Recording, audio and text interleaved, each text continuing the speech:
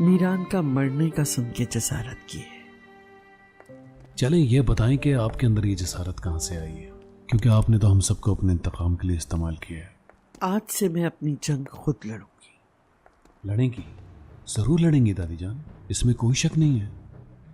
अगर मैंने रोड़े ना अटकाए, लेकिन अगर बात मान ले तो ऐसा बिल्कुल नहीं होगा।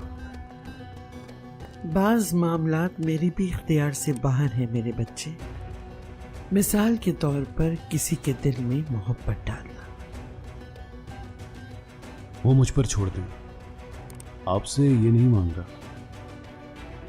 आप इंतकाम को भूल जाएं और खिजर को ये ना बताएं कि मीरान उसका बेटा है।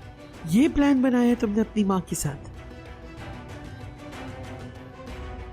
क्या फर्क पड़ता है दादी जान? आप ये तो बिल्कुल भी नहीं चाहेंगी ना कि मैं दुश्मनों का साथ दूं,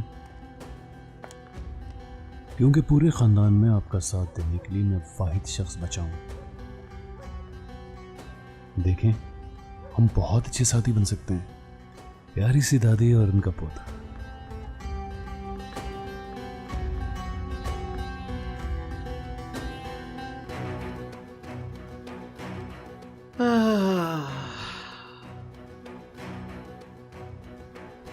तुम्हें लगता है कि तुम मुझे समझते हो, मगर तुम्हारा ख्याल गलत है असला।